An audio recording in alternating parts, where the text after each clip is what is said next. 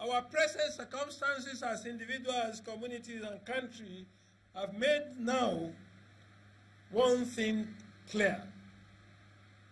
Ability to envision great ideas and demonstrable track record, rather than the place and circumstances of birth, must be the most compelling basis for investing candidates with power. It is time to do away with the national shame of being called the poverty capital of the world. We have had enough of our children perish in the desert and in the Mediterranean. These are children who go about in search of better life, even in countries that are less endowed than our own. Ladies and gentlemen, Nigeria, our beloved Nigeria, has for so long been a graveyard of dreams. It is high time we make it an incubation hub for great ideas. It is within the foregoing context that I situate myself. It is the reason why I find it so compelling to humbly declare today my decision to seek election into the office of the President of the Federal Republic of Nigeria.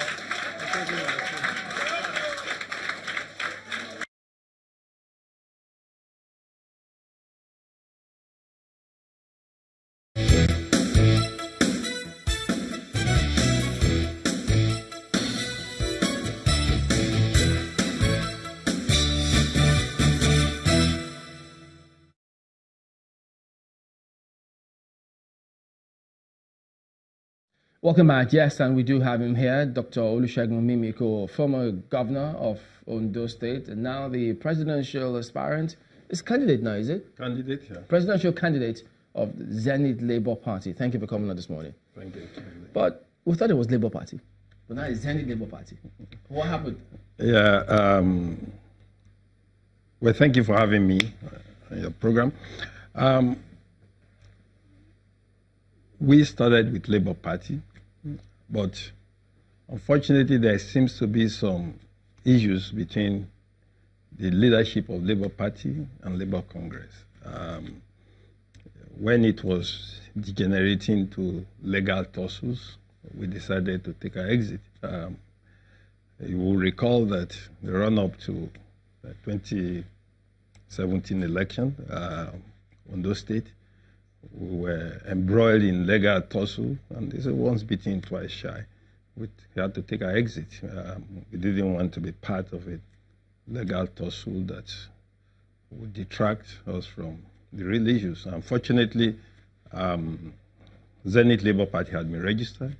The national chairman, Dan also used to be the national chairman of Labour Party, and the basic ideological platform, same, social democracy. So we exited Labour Party for Zenith Labour Party. So was there primaries in Zenith Labour Party? Oh, sure, there was primaries.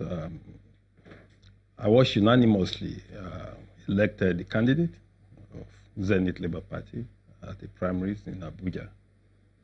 You know, ever since you left Ondo State, not many people have heard you speak. So we might as well just go back a little bit since we haven't heard you for a while. What exactly happened? Because you heard all sorts. There were those who said that, well, it appeared that you sold out, you allowed the APC win so that they could give you soft landing and we'll look into the books or have you answer questions. Is that the case? What happened? Well, thank you.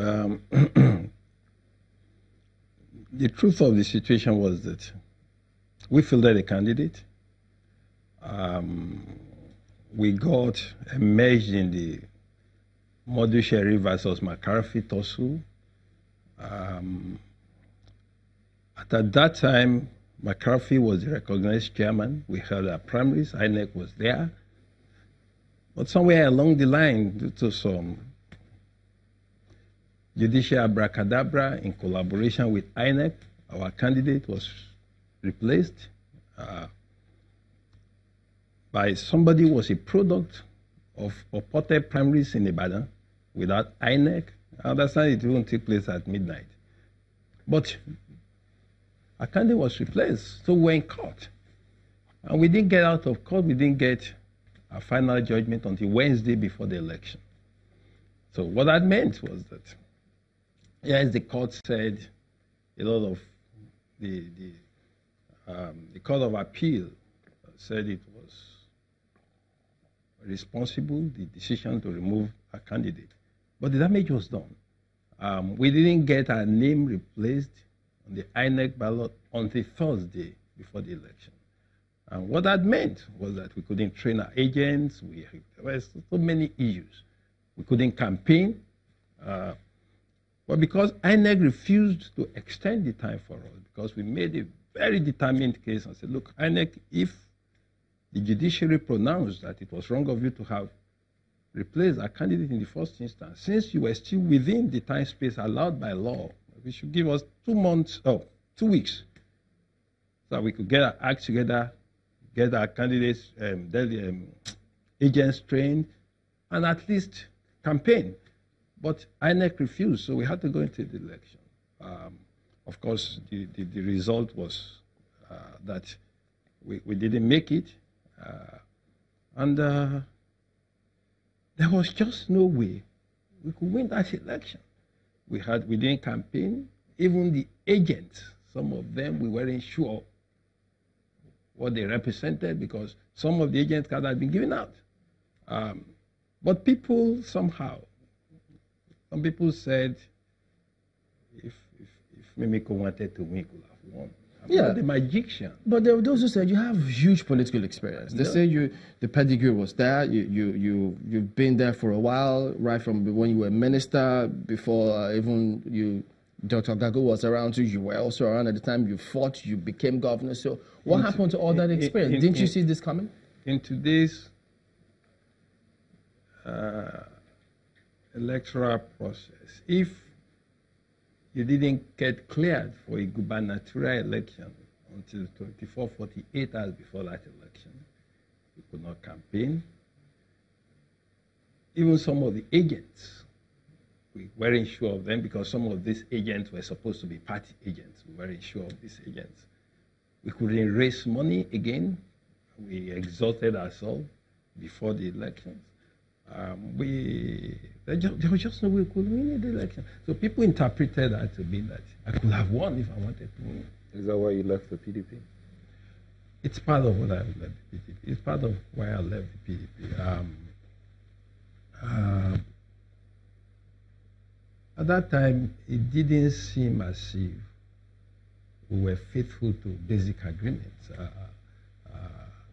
Apart from the Modu Sheriff thing, which some of us saw coming and did everything to prevent it, but we couldn't stop them. There was also the issue of the chairmanship of the party, which I presided over the meeting where it was zoned to the southwest. But somehow, people changed their arrangement. And I looked at the totality of all the stress that we went through, PDP, the Modu Sheriff crisis, even the incredible assertion by some people that because we lost the election, I must have sold out. I mean, how could I have run government for 8 years? And then they say because the governor is my friend. Akeredolu is my friend. Yes, my friend way back from Ife. But the same Akeredolu contested against me for my second time. So the totality of all of this was that I left for Labour Party, where actually I find ideological comfort. I've since settled down here. I define my goals clearly, and I'm ready to push. So are the ideas of Labour Party the same as Zenith Labour Party? Zenith Labour Party, they are both social democratic parties. They are both social democratic parties. They belong to the left of the divide. So I feel comfortable. And it's absolutely spelled clearly in the Constitution and the manifesto of Zenith Labour Party. It's a social democratic party. It's a party that believes in human capital development. It's a party that believes that the utilitarian goal of the greatest good of the greatest number should be the goal of government. It's a party that believes in human development, that the human development should be the centerpiece of all political endeavors. So it is, and I feel comfortable there. How would you then respond to people who are of the opinion that you would have been on better stead if you had stayed with the PDP because of the kinds of political dynamics we're witnessing today? You see, it depends on what they mean.